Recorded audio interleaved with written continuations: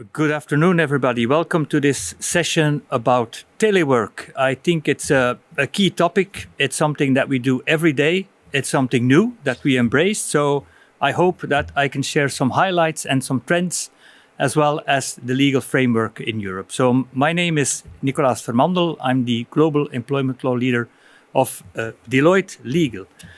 Now, of course, we have all embraced telework. The question is, of course, will that remain so? Because, of course, we were in lockdown. Now we might be facing again a lockdown, hopefully not. But the question is, as an employer, how do you deal with this in the long term? How will you embed this structurally within your organization? Now, if we look at the survey results, which you can see on the slides, this is based on survey results from Gartner, Gallup, and Deloitte. We see that from both sides, being the workforce as well as the employer, there is a strong sentiment to embed this structurally. As you can see, a lot of people say we want to continue to work in a remote work, in a hybrid remote work, or a permanent remote work. A lot of workers say we feel that we're or more productive, or at least the same productivity. And also from the employer side, there is a big tendency to embrace this. If we look at it, even 1 of 4 CFOs is saying that 20% will shift to permanent telework. So I will come back on that because that's a trend which is, I think, key. Now, if we take a step back, before the pandemic, just to give you some figures, and the European Commission just came out with a very nice brief around telework. A lot of figures before and after the pandemic. And what did we see on those figures? So we saw that only 15% of the employed persons in the European Union had ever worked via remotely. So that's a very few percentage. And in fact, if you look at the self-employed populations, and of course we have more consultants now that work remote from home as well, then you see the uptake rate was a lot higher. We were talking about 36%. So we come from a very few telework situation to a structural telework situation. Now, of course, there is no one-size-fits-all solution. One has to take into account the background, the circumstances, the context. And I think there are a few elements that play in that realm. So first of all, is your company struggling? Is your company in survival mode? Or is your company thriving? That will also impact to a certain degree, of course, how you will embrace telework. And what is your key priority? If it's survival, of course, telework will not be your key priority at this time. Then a second element, which is very important, is the composition of your workforce. Of course, if you are a manufacturing company, then automatically you will still have people at your plant, be it blue collars, the people that supervise the plant. So we also see a big difference in industry. We see a very large uptake in all the information technology industries and the knowledge sectors. And of course, in the manufacturing, we see a less impact. Then I think another element which is important is your company. What is its footprint? Do you only have, are you a local company, or are you more a global company? Global companies typically have more robust IT systems. They have more robust IT security and can therefore more rapidly roll out telework and also embed this structurally from a broader talent perspective. And of course, there is also some elements, of course, what is your real estate situation? Because a lot of companies are looking to reduce their real estate footprint, having less offices, which of course have a cost beneficial impact. We also see companies looking at, should I expand the use of contingent workforce because that makes my organization more agile? And of course, I could only work with a core employee force and for the rest work with a contingent workforce. So these are all elements which are important to take into account if you develop your vision around structural telework. Now we do see some trends already, and I think these are emerging trends because companies are still struggling just to keep up the pace now. Some companies are already developing a vision, but I would not say it's set in stone. We see different approaches for the moment. But what is certain is that telework will become part of the new normal. To what extent, that is still a bit unclear. And I think each organization has to define its vision on structural telework. However, what we do see is that the most important component is, of course, the categorization, that you have to define who will not fall under the telework arrangements. And of course, typically that will be in your organization, depending whether you have a manufacturing organization or not. Who will fall under the hybrid, partly office, partly remote work. And then, of course, what will be the frequency that you tolerate to ensure that you keep up a certain talent adherence, because people still have to come in the office to ensure that your team, that your culture is also embedded in your people. And of course, a special attention to the new joiners, where of course it's more difficult to train, to educate youngsters if they're working purely remote. I think it's important to have a different strategy with regard to youngsters. And then, as shown in the survey, we also see the notion of permanent telework popping up for a number of functions. That might be sales, that might be other organizations, where organizations see we don't see the necessity for those people to come or to have an office. They can come on a very occasional basis for team meetings, for relevant items, but these people will not be in the office per se.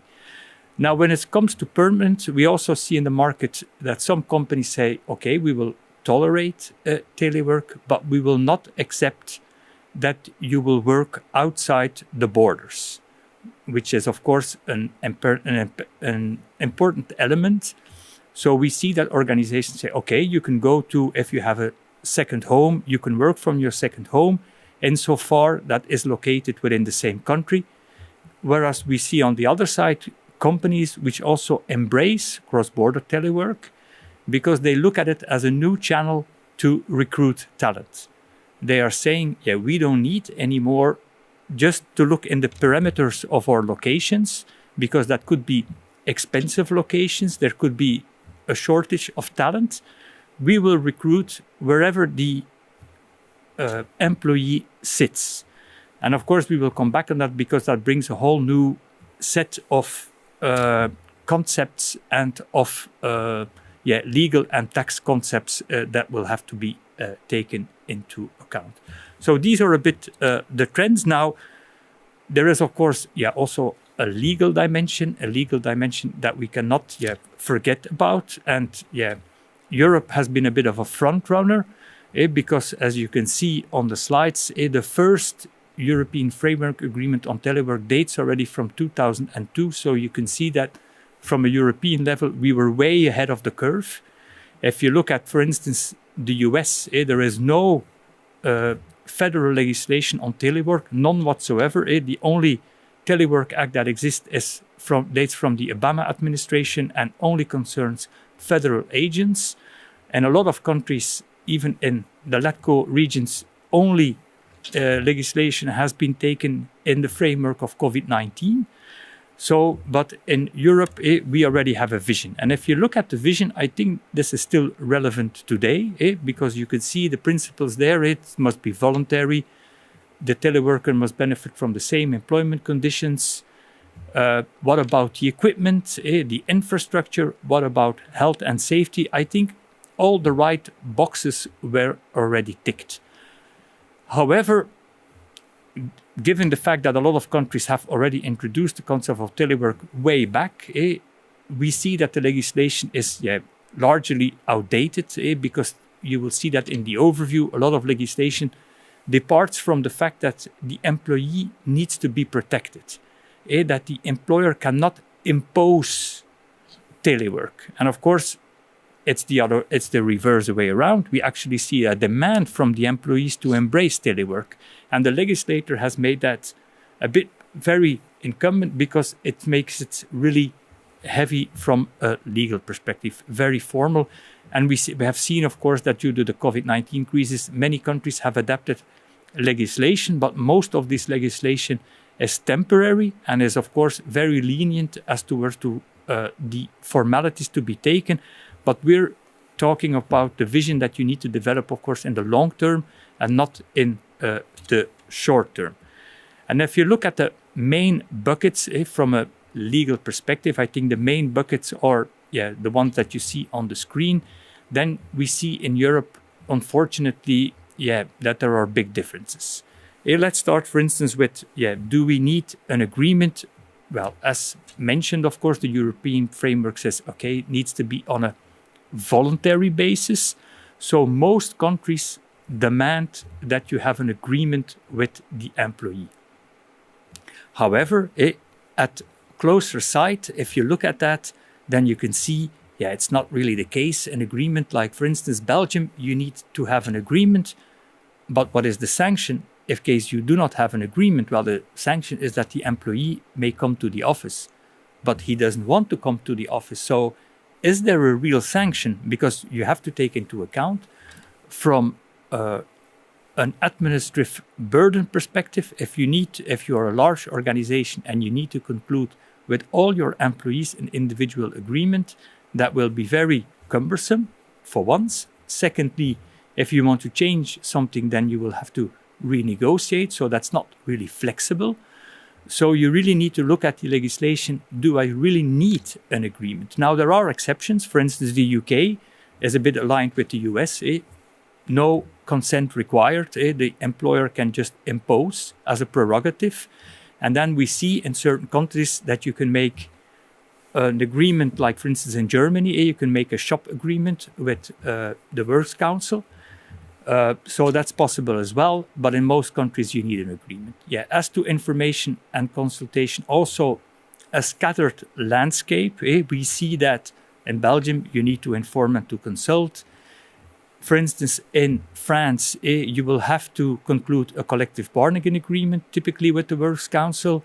In Germany, you will have to inform and consult. Again, the countries where this is not required is typically the UK and some other countries. Now, an element where there's a lot of different views is the infrastructure and the expenses. Now, for instance, in Belgium, there is no requirement to pay expenses in the framework of structural telework. The only thing that you need to provide is the connection, the internet connection, that you have an arrangement for that in place. Now, again, a scattered landscape. We see that, for instance, Germany is very strict on expenses. They impose infrastructure, chairs, screens. But they even go further than that. They also say that the employer needs to pick up the energy bill, the heating bill, even the rent associated with the space in which the employee is working. So also in France, it's a bit of a mixed bag.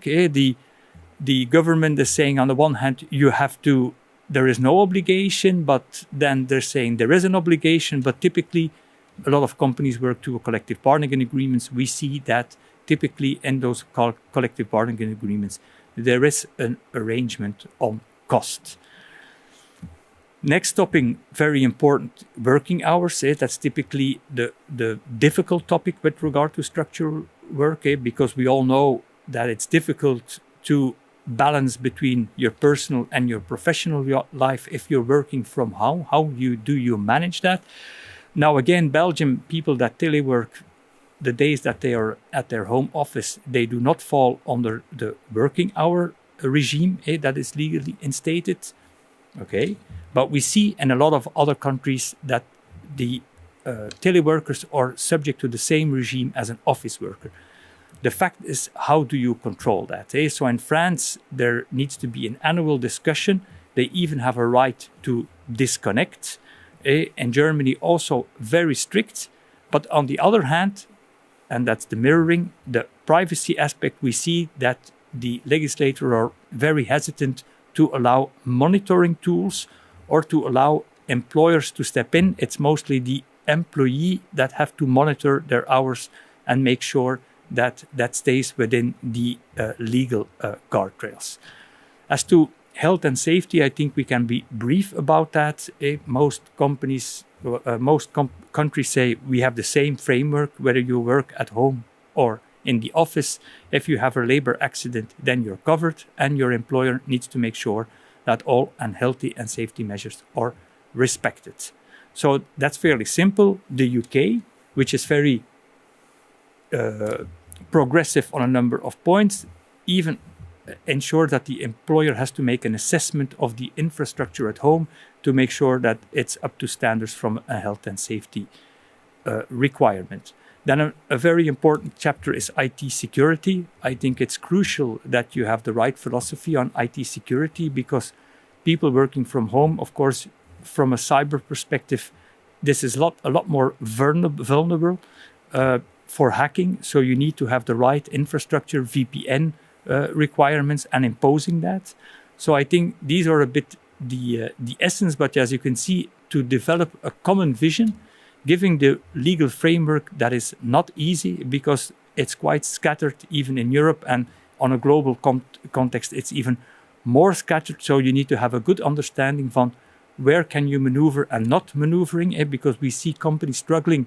They want to have a global policy. I think that's a bit out of reach for the moment. Then a regional policy, I think it is possible, but the legislators have not made it easy, and maybe Europe has to step in with a sort of regulation that makes it sure that everybody is governed by the same overlaying framework, which is not the case today. Now, coming back on the what I said about the permanent telework, we see a tendency to allow cross-border telework. That some, especially US companies, use this as a new recruiting model. Special attention has to be given, of course, on a number of aspects, and especially the payroll aspects. How do you set up a payroll? How will you make sure that you are paying the right taxes?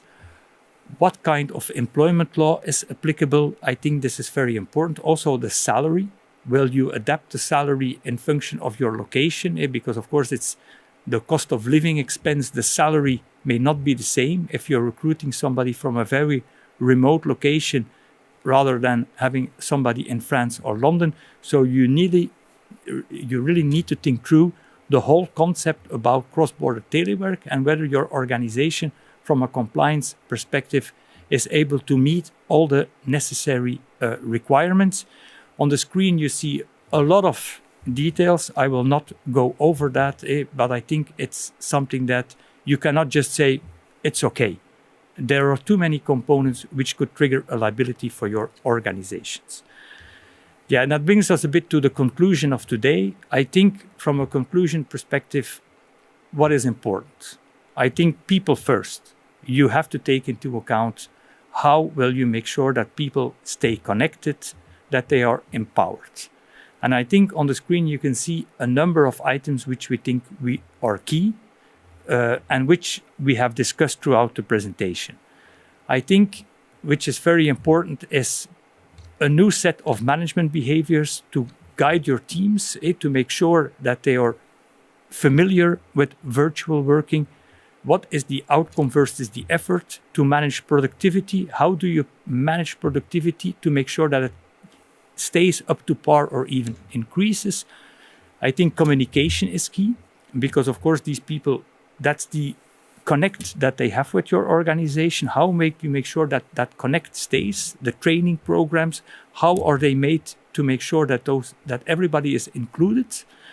And then of course the number of things which I say, the infrastructure at home, that is the room with the view, tech first, and then of course the legal aspects, make sure that you are compliant, but also make sure that you are flexible, that you are agile for the future, and that you are not stuck in a given framework. So that is it for today. So yeah, I'm open for Q&A now, because some of you might have quite some questions.